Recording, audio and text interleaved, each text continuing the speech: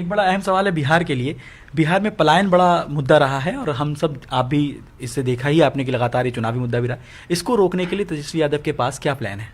देखिए, ये बहुत ही मुश्किल काम है। एक साल में डिस्ट्रेस माइग्रेशन मतलब मजबूरी में यहाँ से बाहर जाने वाले लोगों को रोक दिया जाएगा, किसी को नहीं जाना पड़ेगा। एक लोग हमसे पूछता आपके पास ऐसा क्या जादू का छड़ी है, अभी आपको बता रहे हैं कि वो कैसे रोका जाएगा।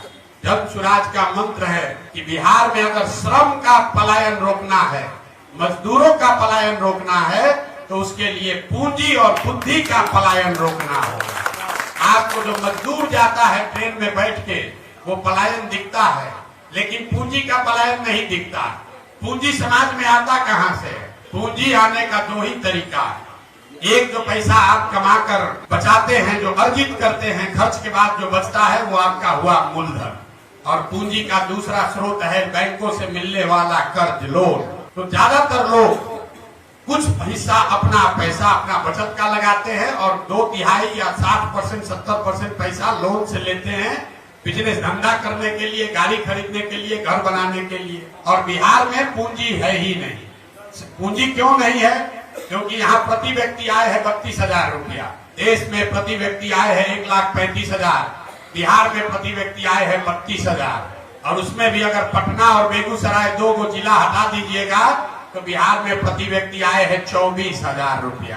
तो खाने पीने के बाद उसके पास पैसा बचना ही नहीं है।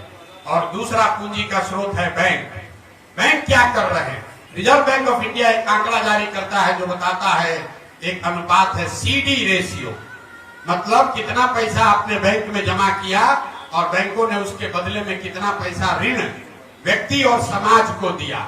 और ये बैंकों की मनमानी नहीं है, एक वैधानिक जिम्मेवारी है। बैंकिंग का मॉडल है कि 100 रुपया अगर आप और हम बैंक में जमा कर रहे हैं तो बैंकों को निश्चित तौर पर कम से कम 70 रुपया समाज को वापस देना है ऋण के तौर पर, ताकि लोग बिजनेस व्यापार कर सके, अपना घर बना सके, गाड़ी खरीद सके, जो काम करना चाहे वो कर सके। बिहार में इसकी स्थिति क्या है? पूरे देश में CD रेशियो है अभी करीब 74%। मतलब अगर 100 रुपया पूरे देश के लोगों ने बैंकों में जमा किया तो बैंकों ने 74 रुपया वापस किया समाज को। बिहार में 1990 से लेकर पिछले वित्तीय वर्ष तक CD रेशियो है 40%। लालू जी के जमाने में ये घट के हो गया था 18%। इसका असर क्या हुआ? पिछले वित्तीय वर्ष में बिहार की गरीब जनता ने यहाँ के बैंकों में जमा किया 4,61,000 करोड़ रुपया। CD रेशियो अगर 70 होता तो बिहार के लोगों को 2,80,000 करोड़ रुपया लोन के तौर पर मिलना चाहिए था। मिला कितना? 1,61,000 करोड़। बाकी का पैसा कहाँ गया? बाकी का पैसा बैंकों ने यहाँ से उन राज्यों में ट्रांसफर कर दिया जहाँ उद्योग धंधे लग रहे हैं, जहाँ रोजगार है, जहाँ तरक्की है। गुजरात में, कर्नाटक में, केरल में, तमिलनाडु में, आंध्र प्रदेश और तेलंगाना में CD रेशियो 90 या उससे ज्यादा है। वहां के लोग अगर 100 रुपया जमा कर रहे हैं तो बैंक वाला 105 रुपया लोन दे रहा है। और बिहार की गरीब जनता 100 रुपया जमा करती है तो हमको आपको 35 रुपया 40 रुपया मिलता है। इसका नतीजा क्या हुआ? 1990 से लेकर पिछले फाइनेंशियल ईयर तक बिहार के बैंकों ने 26 लाख करोड़ रुपया बिहार के लोगों की जमा पूंजी बैंकों ने यहाँ से ट्रांसफर कर दिया दूसरे राज्यों में। और आप सोच रहे हैं कि कोई 2,000 करोड़ रुपया लाकर चीनी मिल बना दे। अरे अपना घर लूट गया। 26 लाख करोड़ रुपया बैंकों ने बिहार के लोगों का दूसरे राज्य में दे दिया। और आप और हम सोच रहे हैं कि 2,000 करोड़ रुपया कोई बाहर से लेकर आए। अब आप कहिएगा भैया सरकार में कोई इसका बात क्यों नहीं कर रहा है? बिल्कुल इसका बात होना चाहिए। आपकी जानकारी के लिए बता दें कि CD रेशियो को देखने के लिए मुख्यमंत्री की अध्यक्षता में कमेटी है, जिसको हर महीने बैठना है, जिसको ये सुनिश्चित करना है कि बैंक ये पैसा लोगों को दे।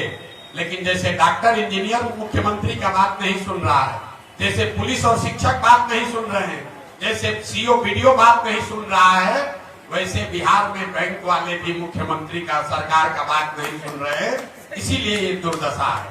तो जन स्वराज का जो प्रयास है कि अगर 70% भी CD रेशियो बिहार में कर दिया जाए तो हर साल करीब करीब 2.5 लाख करोड़ रुपया एडिशनल यहाँ इन्वेस्ट होने लगेगा।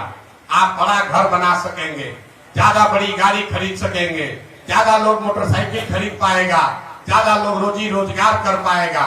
जब लोग रोजी रोजगार करेंगे तो स्वाभाविक है यहाँ पर और एम्प्लॉयमेंट जनरेट होगा, उससे यहाँ से पलायन रुकेगा। और अगर पूंजी का पलायन रुका तो उससे बुद्धि का भी पलायन रुकेगा। जो पढ़ लिख कर लोग बाहर जा रहे हैं वो लोग यहाँ वापस आएंगे, और जब बुद्धि और पूंजी दोनों का पलायन रुकेगा तो श्रम का पलायन अपने आप रुक जाएगा। जो फाइनेंशियल मॉडलिंग की गई है कि अगर 6 महीना में सीडी रेशियो को सुधार दिया जाए तो डिस्ट्रेस माइग्रेशन को इमीडिएटली रोका जा सकता है।